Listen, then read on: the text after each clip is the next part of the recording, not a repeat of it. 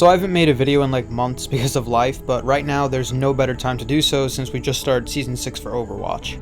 Now, I'm not going to get into what I think of competitive and how people throw in over half my games or leave in half my games, because I want to focus on PvE. So with this season, we got the new support hero, Iari. I have no clue if I pronounced that right, I apologize. And also PvE, or what we assume is PvE. There's going to be two types of PvE.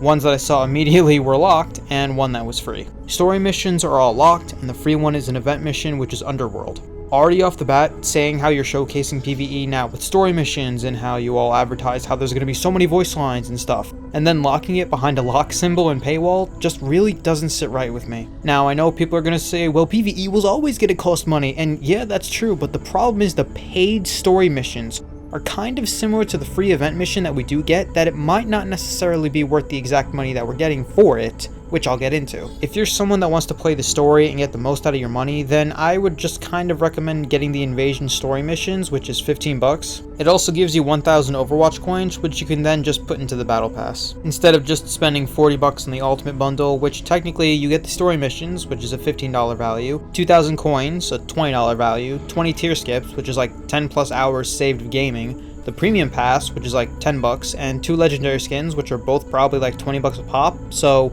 you're spending $40 and kind of getting double what it's worth, but still 40 bucks is like the price of DLC, which the story missions are supposed to kind of be. The story missions are 3 missions total, which probably have the best part of each being the cinematics with the heroes in Null Sector. In each of the missions you go around Rio, Toronto, and Gothenburg alongside Lucio, Sojourn, and Torbjorn, respectively.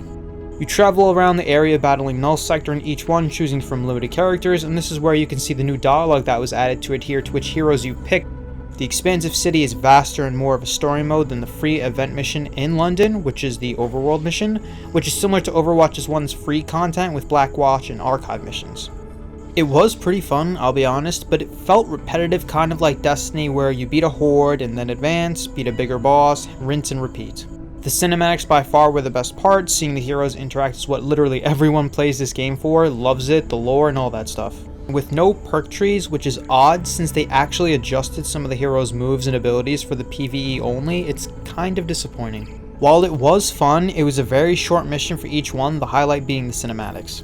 Having played Overwatch 1's Archive and Blackwatch missions, this felt like a definite upgrade though. Rio felt immersive, although too much is happening at times, so it's hard to fixate on the dialogue they're having, but the faster paced explosive scenes were cool.